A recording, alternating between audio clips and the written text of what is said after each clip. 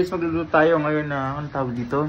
Adobong atay na may gizzard. So, adobo lang to. So, yung atay, para malesen yung lansa, usually binababad ko siya sa milk. Pero ngayon nalagyan ko na siya ng suka. Bababad ko na siya ng very light sa suka. Then, saka na siya igigisa sa sibuyas bawang. Parang liver at saka gizzard, balon-balunan na steak siya. Ganun, yun yung gagawin natin. Parang pork steak effect siya. So, let's watch this, guys. Go, go, go! This gizzard from SNR Club Pricing. Bounty Fresh ito. Siguro hindi ko sure kung lulutuin ko siya lahat. Siya ay ewan ko ilang kilo to. 630. Parang almost half kilo. Ito, tapos ito atay din siya ng members value SNR. Maipit na siya sa freezer. So, kaya na talaga siya lutuin. Nabuksan na siya. So, cook na tayo, guys. Prepare muna tayo.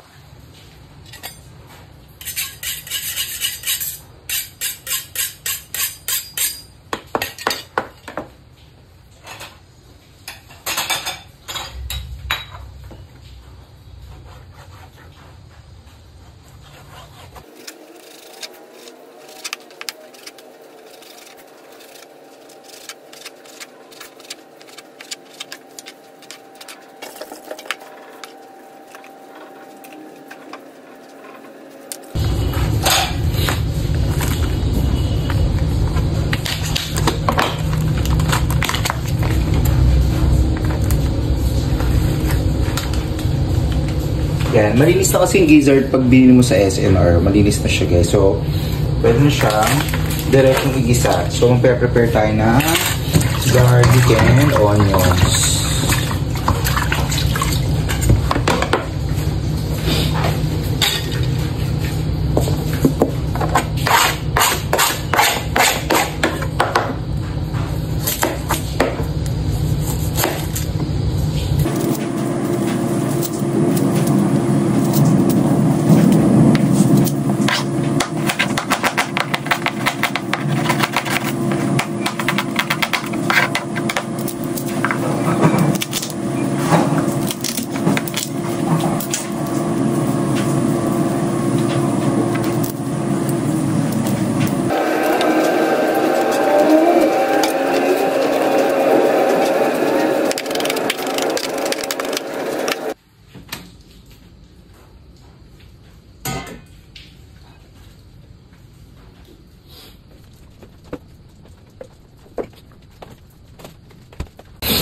Of course, when sauteing, we have to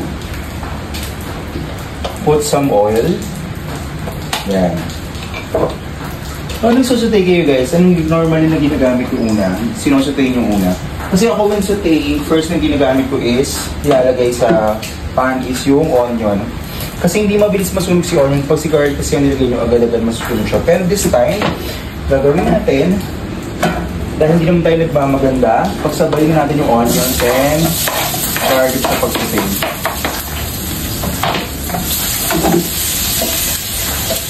Isa lang din naman yung kalalabasan yan. So, ayun. Sauté lang din natin hanggang maging translucent at pag gano'n lumabas ang aroma ng ating mga aromatic. Bay leaf ng laurel at saka ng cracked pepper. Look guys, so ang cute ng mga canister na ni-reuse ko. Recycled canister. So, nilagyan ko na ng label. Recycled canister na nilagyan ko lang ng label. Alam mo na ito before pickles. Pickles din na bibili sa SNR. Yan lang sabihin natin sa pagsusutay yung ating mga at iba pang aromatics. Yan. Cracked pepper. Then, ating laurel. Para mag-add na siya ng flavor habang susutay tayo.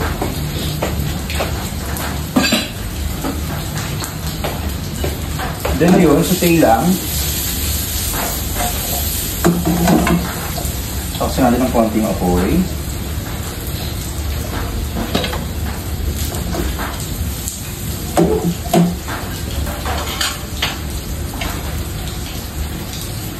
Next, lagyan natin si gizzard from SNR.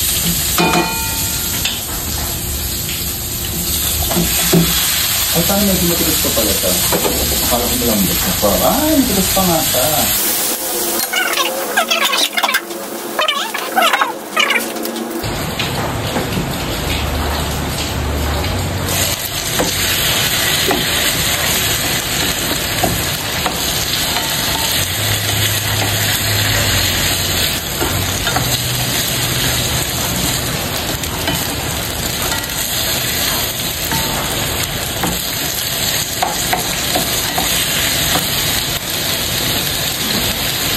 Then, mag-add tayo ng chicken powder.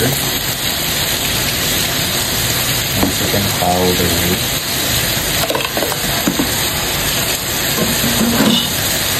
Then, another pepper. Pwede na cracked pepper, may naman ground pepper. Hindi ko sa pepper. Actually, kami naman sa bahay, may sa pepper lahat. Ay, chocolate. Then, saute lang ng saute. Then, mag-add tayo ng patis. Fish sauce. Kumarin yung silorium.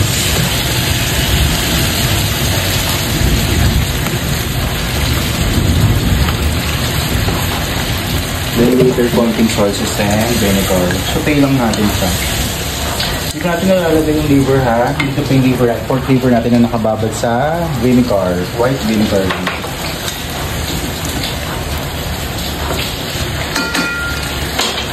So ayun, cover lang ulit natin. Then wait natin ulit ng ilang minutes.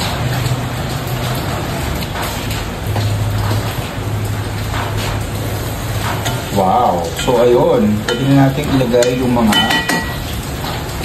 medyo iuwili kong ilagay yung pork liver natin kasi mabilis lang maluto. Kapag naluto siya na overcook siya, nag-rubber siya. Actually, ito rin gizzard eh. Para hindi, laban natin yung mabilis lang yan. Kaya bibigyan ko siya ng kulay para matapos na ang ating problema. So, lalagyan natin siya ng, of course, Dato Puti Silver Swan.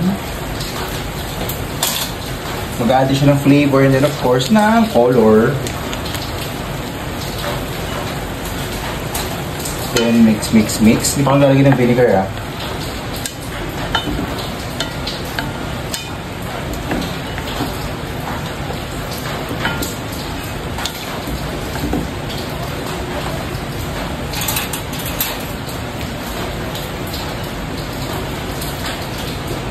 Shucks ang init. Try natin.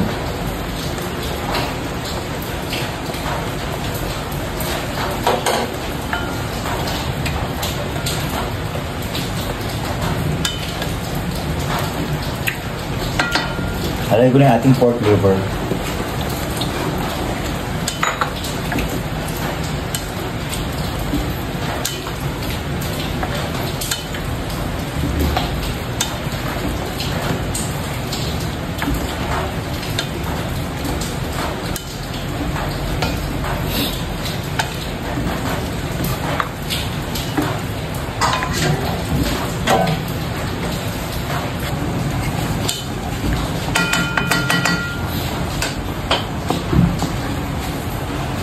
Paprika. Galagyan tayo ng konting smoked paprika. Guys, nung canister ko at saka ng ladle ko. DIY lang yun. Recycled. Parang pang-add lang ng color si smoked paprika. Then, mix na natin yung very light. Then, titik-umalit natin siya.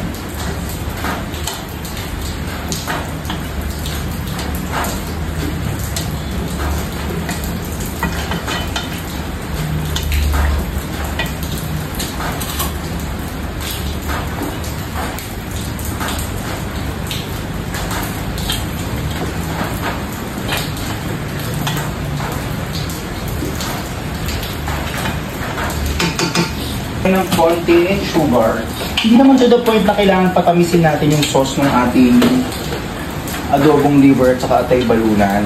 Ano lang siya, para mabalance lang din yung saltiness, yung asim. Hindi siya kailangan maging matamis. Pambalance lang yung sugar. So, 1 tablespoon. Sugar is 1 and a half. Yan. So, halo na ulit ng konti. Then, off na natin ang heat.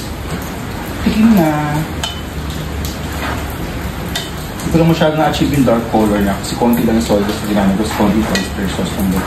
Usually kasi ang pan-dark ko is mushroom, dark mushroom soy sauce dapat. Ayun. Yun ang pan-dark talaga usually sa mga adobo. Perfect. Ayan. Turn off the heat. Then, Kakain na. A few moments later. Adobong atay balunan at saka paksiw ni Mama. Oh, paksiw na bangus. Perfect. Let's eat.